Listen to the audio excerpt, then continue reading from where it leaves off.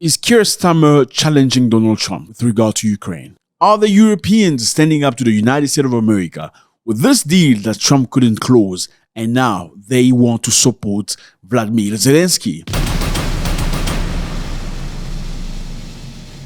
What's up, everybody? I hope you're doing good. It's a beautiful day. Thank you very much for stopping by. You have to watch this, okay? This is very important. We're going to talk about Ukraine once more. Why? Because it's important to you. And you're going to discover why you as an African person should be worried about what's happening right now. UK Prime Minister Keir Starmer. I can't pronounce his name properly. I don't have the accent. I'm sorry. You can comprehend that. He stood very strong on the microphone, providing an unprecedented support to Ukraine after the Ukrainian president had a fallout with Donald Trump. What does this mean? Let's watch. And today I'm announcing a new deal which allows Ukraine to use £1.6 billion of UK export finance to buy more than 5,000 air defence missiles. Unbelievable. The UK is providing $2 billion to Ukraine to buy 5,000 air defense missiles to protect themselves.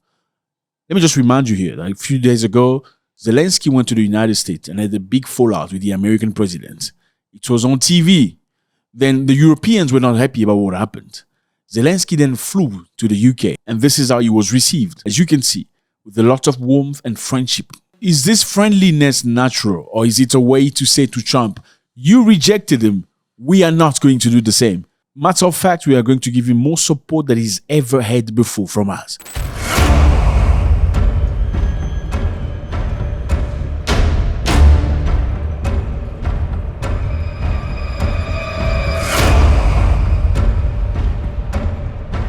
This is what the Prime Minister of UK had to say. So we agreed some important steps today. First, we will keep the military aid flowing and keep increasing the economic pressure on Russia to strengthen Ukraine now. So they're going to keep helping Ukraine, even though Trump says it doesn't make sense to them. They're going to continue pressuring financially Russia, even though after so many years it seemed to have failed. Let me remind you here, fellas. There's 24,000 sanctions over Russia right now. 24,000. And just to name a few, there is 7,384 sanctions from the US, 3,695 from Canada, 3,266 from Switzerland, and you name it. It has not worked. Putin is still pushing, but he wants to continue. Somebody smart once said, you can't do the same things over and over and expect different results. Are we doing the same thing over? Let's continue. We agreed that any lasting peace must ensure Ukraine's sovereignty and security. Any lasting peace must include Ukraine's security and peace. What does that mean? This is exactly what Ukraine was asking from Donald Trump. They wanted Trump to give guarantees. Ukraine was ready to sign a deal with America, provided America certified that in case of another invasion from Russia, the United States should be able to secure and react in the most appropriate way against Russia. But Donald Trump refused to give a straight answer to that. Now, Starmer, as opposed to Trump, is saying we must ensure security for Ukraine. And Ukraine must be at the table. Third, and Ukraine must be at the table. So you cannot discuss about Ukraine without Ukraine being at the table. In the event of a peace deal, we will keep boosting Ukraine's own defensive capabilities to deter any future invasion. Fourth, we will go further to develop a coalition of the willing to defend a deal in Ukraine. They will develop a coalition of the willing. Did you hear that? We will go further to develop a coalition of the willing. He's not talking about NATO here. What does that sound to you like? A coalition of the willing. So the countries that are willing to come forward, they're going to create a coalition, which is necessarily, in this case, military coalition. Why? Because they feel like NATO is failing them in some ways because Trump is sort of pulling the United States of America backward. Therefore, they must create a coalition of the willing. In case something happens, they can react without the help of the United States of America.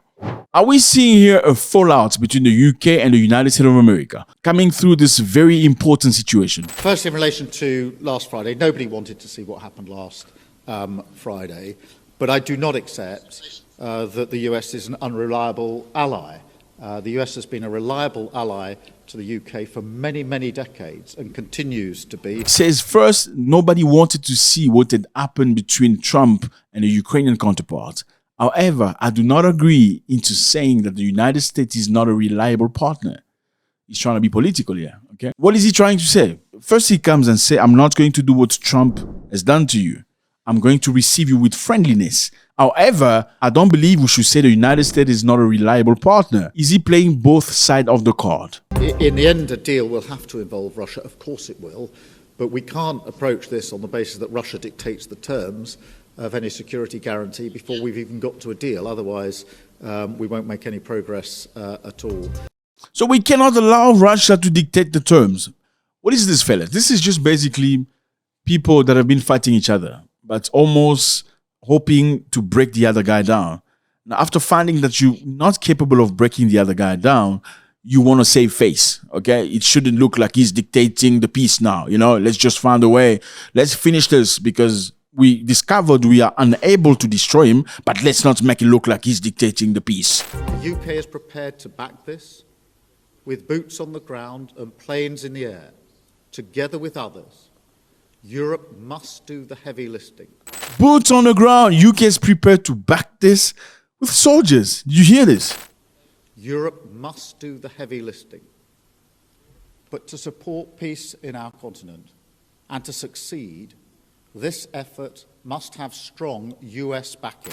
The United Kingdom should have soldiers on the ground and an aeroplane in the air. However, we will not be able to achieve this appropriately without the support of the United States of America. Question mark, what is this leader trying to do? First, he comes forward and say, okay, the way you were treated by America is inappropriate. We're going to give you better treatment. Oh, by the way, we're giving you $2 billion to just go and buy 5,000 air defense missiles. We're going to keep the military aid flowing. $2 billion to Ukraine for more than 5,000 air defense missiles. Keep the military aid flowing. Develop a coalition of the willing to defend Ukraine. So develop a small NATO for the willing. But by the way, the United States is still a reliable partner. So it's a way to say we can do this without you, but we rather have you with us. And to finish, Russia cannot dictate the outcome of this or the terms. Unacceptable. So fellas, Europeans came together in the UK to have a discussion on how to support Zelensky.